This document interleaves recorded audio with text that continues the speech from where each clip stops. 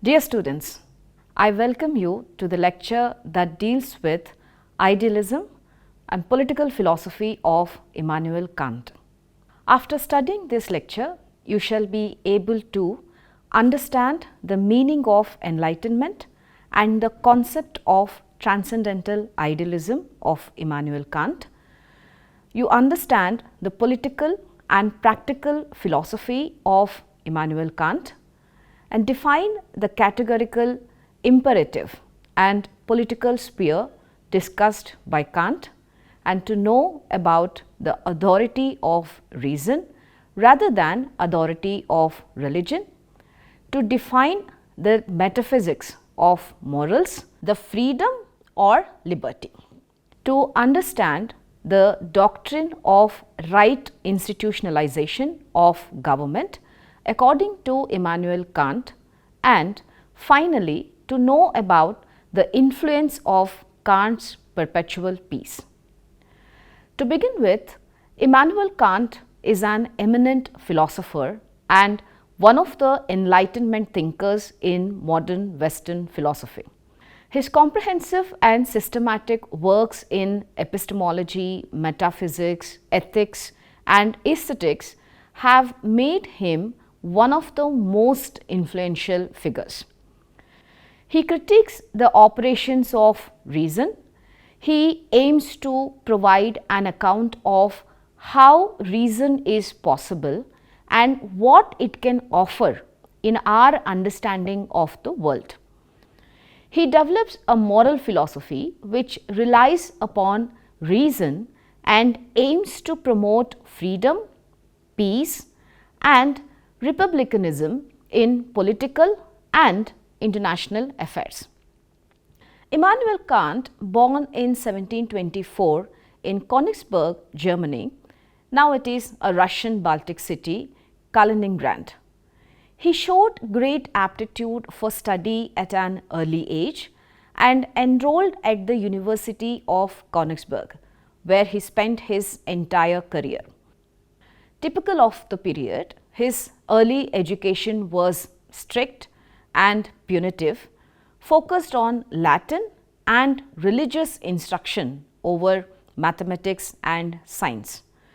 When he was introduced to the philosophy of Leibniz and the mathematical physics of Isaac Newton, he began a lifelong struggle to reconcile his Christian faith with his belief in science. Now, what is idealism? Idealism is a philosophical doctrine that argues that ideas are the only reality. For idealists, material things don't seem to exist because they are mutable and destructible, while ideas are not. Dear students, let us understand the transcendental idealism of Kant. Transcendental idealism, also called as critical idealism, is fundamental to Kant's entire critical philosophy. The doctrine of transcendental idealism emphasizes a distinction between what we can experience, such as the natural, observable world, and what we cannot, supersensible objects, such as God and the soul. Kant argued that we can only have knowledge of things we can experience. Accordingly, in answer to the question, what can I know? Kant replies that we can know the natural, observable world, but we cannot have answers to many of the deepest questions of metaphysics. In the Critique of Pure Reason, transcendental idealism is a theory about the relation between the mind and its objects. Three fundamental theses make up this theory. First, there is a distinction between appearances, things as they appear, and things as they are in themselves. Second, space and time are a priori, subjective conditions on the possibility of experience, and hence they pertain only to appearances, not to things in themselves. Third, we can have determinate cognition of only of things that can be experienced, hence only of appearances, not things in themselves.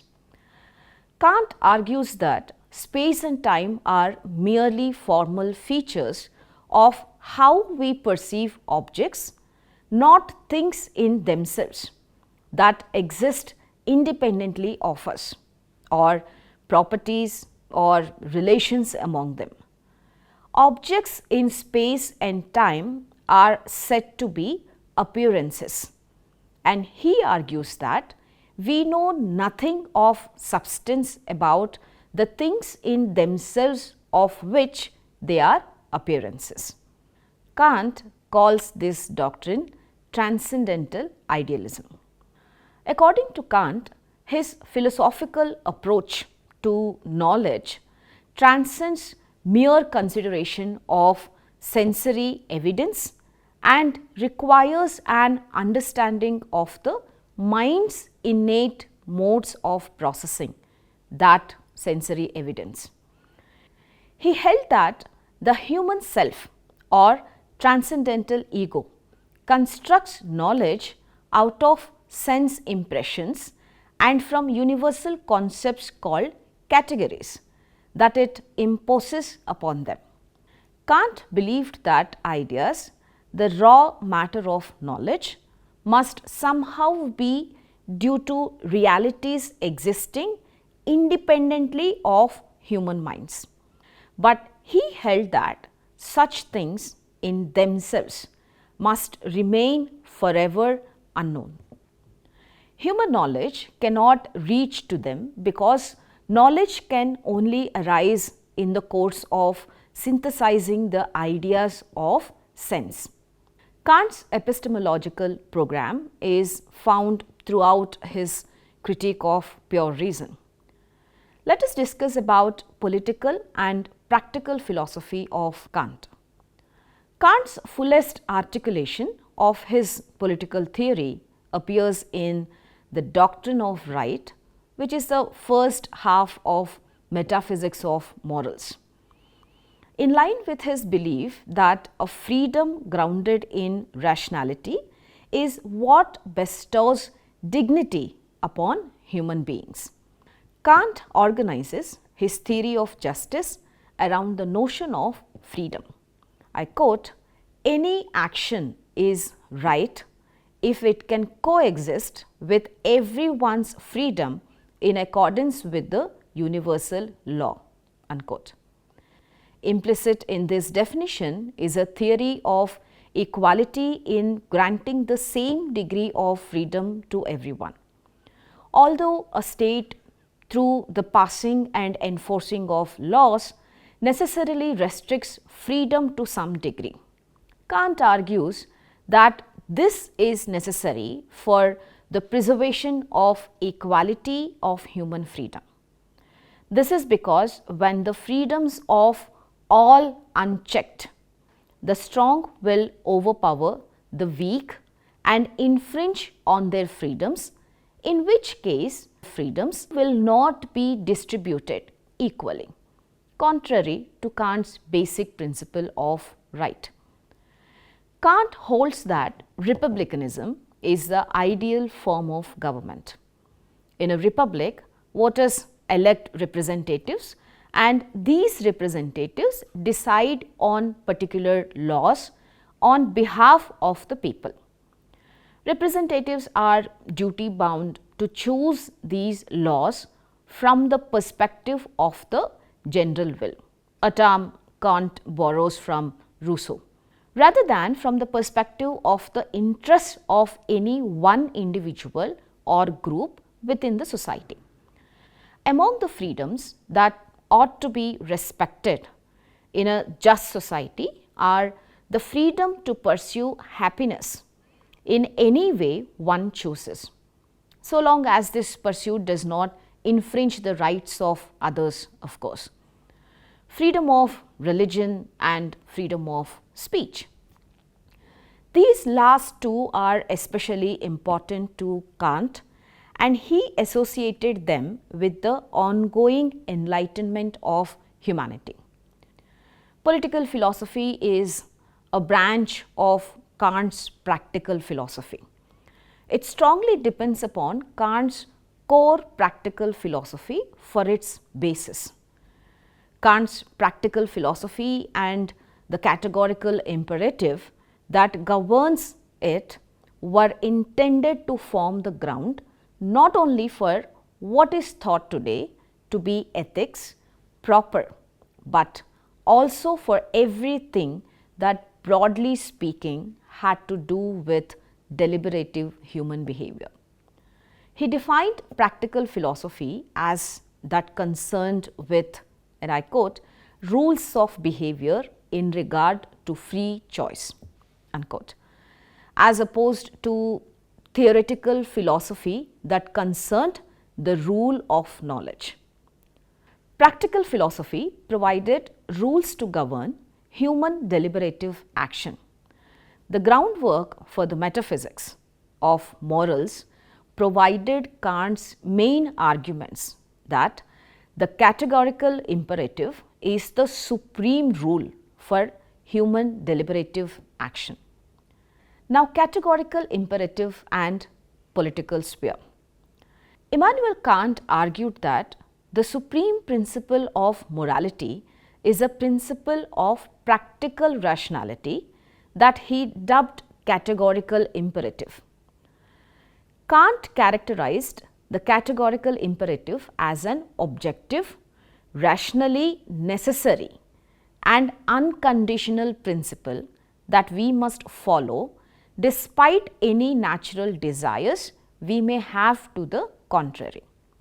All specific moral requirements, according to Kant, are justified by this principle, which means that all immoral actions are irrational because they violate the categorical imperative.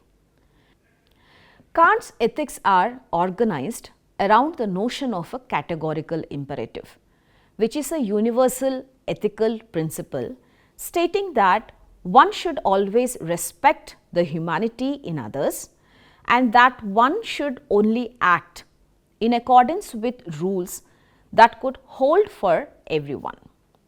Kant argued that the moral law is a truth of reason and hence that all rational creatures are bound by the same moral law.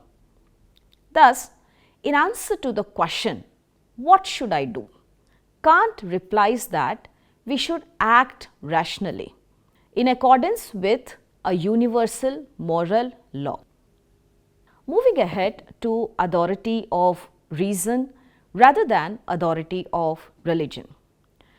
Kant's family is a deeply religious and strictly observes faith, but Kant has no religious beliefs.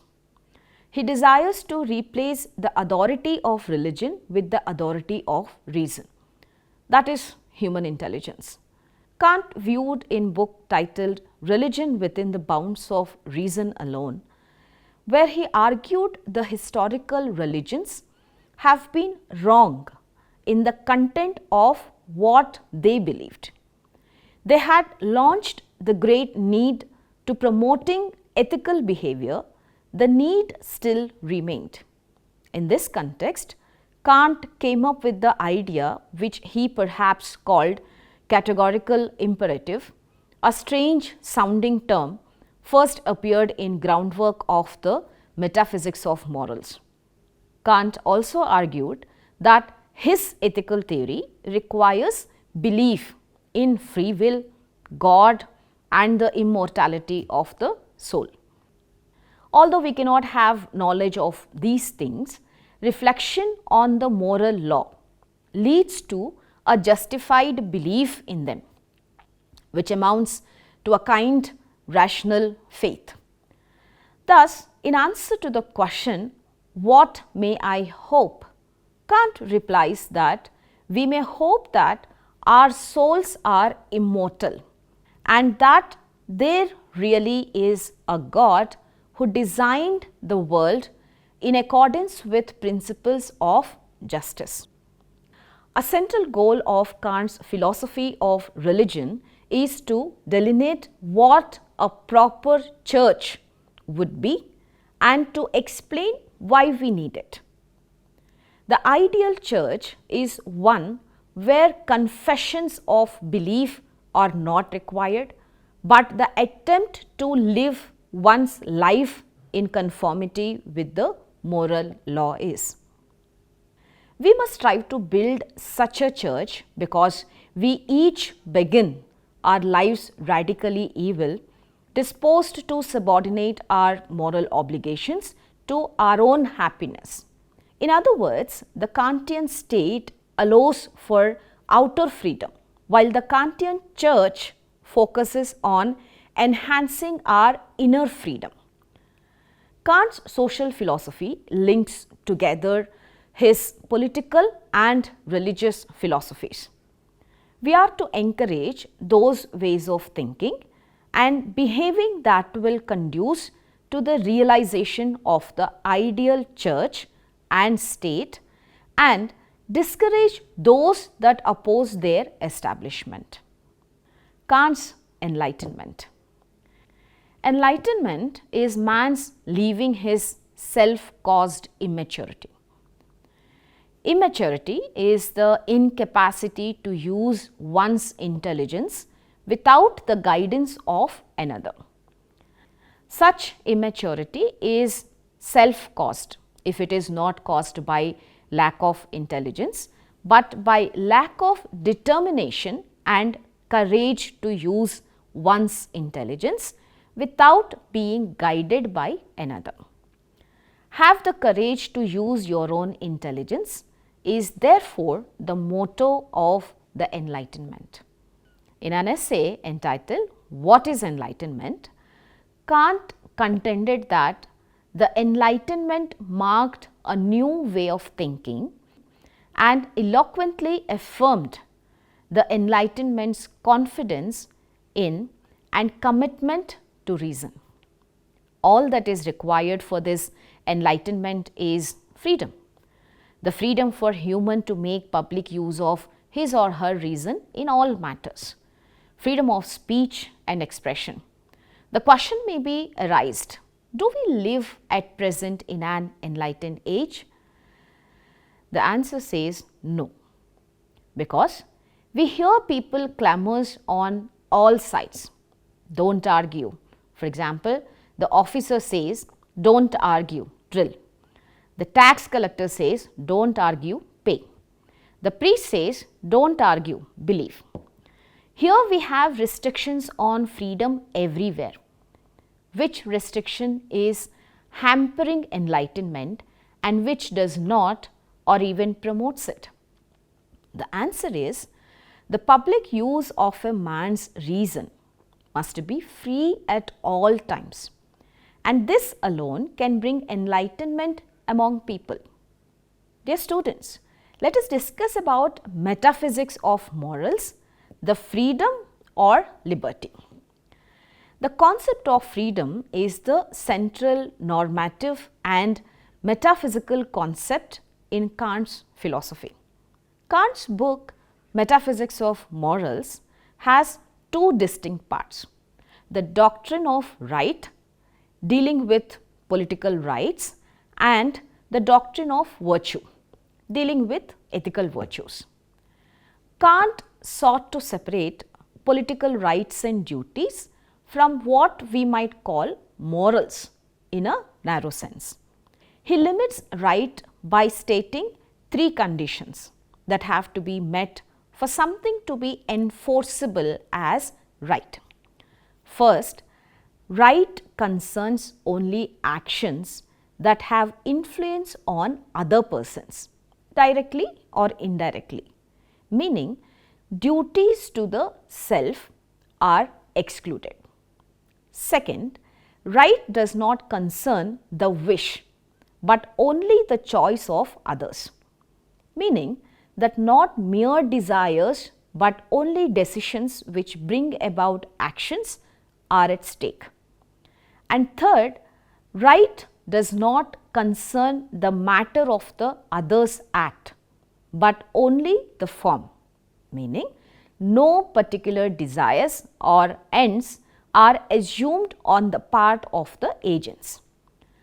As an example of the latter, he considers trade, which for right must have the form of being freely agreed by both parties, but can have any matter or purpose the agents want. These criteria appear to be less rigid than Kant ultimately intends, for the term influence is vague enough that it might include far reaching minor effects. They would also include under right actions, even those imperfect duties that influence others by improving their lot, such as beneficent acts of charity. Freedom is not the only basis for principles underlying the state. In theory and practice, Kant makes freedom the first of three principles: the freedom of every member of the state as a human being, the equality of each with every other as a subject, the independence of every member of a commonwealth as a citizen. Freedom, as discussed in theory and practice, stresses the autonomous right of all individuals to conceive of happiness in their own way. Interference with another's freedom is understood as coercing the other to be happy as the former sees fit. The direct link to action comes when pursuing that autonomously chosen conception of happiness. Each may pursue happiness as they see fit, provided that their pursuit does not infringe upon others' similar pursuits. Equality is not substantive but formal. Each member of the state is equal to every other member of the state before the law. Each has equal coercive right, that is, the right to invoke the power of the state to enforce the laws on one's behalf. Kant exempts the head of state from this equality, since the head of the state cannot be coerced by anyone else. This formal equality is perfectly compatible with the inequality of members of the state in income, physical power, mental ability, possessions, etc. Further, this equality supports an equality of opportunity. Every office or rank in the political structure must be open to all subjects without regard for any hereditary or similar restrictions. Moving to doctrine of right institutionalization of government. His argument that we are morally obligated to obey the rights protecting laws of a just government, even if we have not personally agreed to obey that government, is reasonable enough on its face, at least in some cases. Kant was resolutely opposed to paternalistic governments. A government that views subjects as a father views his children as immature beings who are incompetent to decide for themselves what is good or bad for them, and dictates instead, I quote, how they ought to be happy, is, again I quote, the worst despotism we can think of, unquote. He was convinced that the problem of international order would be, again I quote, the most difficult and the last to be solved by the human race, unquote. He expressed his conviction that perpetual peace could be secured through universal democracy and international cooperation. Kant's perpetual peace is a seminal work in the history of political philosophy and continues to be influential today in debates about international relations. In his book, Perpetual Peace, Kant argues that peace can only be achieved through a world order based on international law, democratic governance, and the promotion of free trade.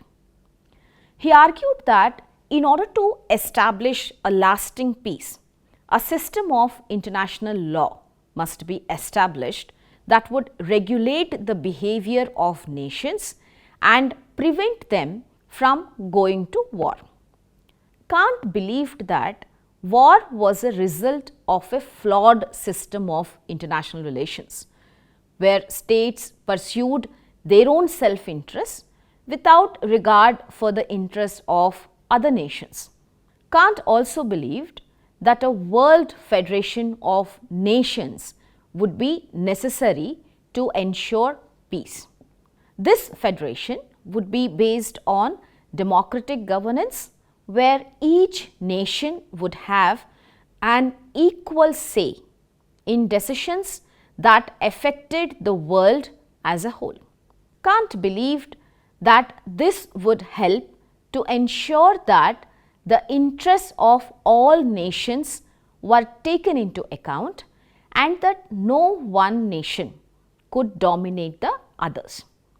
Kant argued that free trade was essential for peace. He believed that by promoting economic interdependence between nations, free trade would create incentives for nations to work together and avoid war. Kant's treatise on perpetual peace begins with the social fact of a world of distinct but interacting states. What would be required given such a world to achieve perpetual peace? Kant makes three arguments. First, every state must have a republican constitution that guarantees the freedom and equality of citizens through the rule of law and representative political institutions. The internally well-ordered republican state is less likely to engage in wars. Second, such internally well-ordered states would need to enter into a federation of peoples, distinct from an international state. Third, the observance of cosmopolitan right, which Kant limits to universal hospitality. Dear students, while concluding this lecture, I shall say that Immanuel Kant's political philosophy at the end of 20th century had been enjoying a remarkable renaissance in English-speaking countries with more major studies. Kant wrote his social and political philosophy in order to champion the Enlightenment in general and the idea of freedom in particular. His work came within both the natural law and the social contract traditions. Kant held that every rational being had both an innate right to freedom and a duty to enter into a civil condition governed by a social contract in order to realize and preserve that freedom. A foundational claim of Kant's political philosophy is that the state's role is to allow its citizens as much external freedom as possible, while not attempting to improve their virtue, their inner freedom, or ability to resist their own sensible desires. Kant attempts to design a grand synthesis of the two Enlightenment ideals, scientific progress and moral progress. Here Kant saves both science and morality by fully acknowledging and the constructing role of human consciousness. Kant concludes that human reason entails two forms of judgment, via our theoretical reason, we construct a scientific, causal, explanatory worldview. Apart from this, we can also, through our practical reason, establish how, irrespective of our empirical selfish motives, we should act in the world. In our scientific reality, we create order by way of explanatory natural laws, whereas in the moral world, we are guided by the moral laws, as this find expression in our conscience. So, dear students, I hope you gained some knowledge on political philosophy of Immanuel Kant and continue to learn more, to question more. Thank you.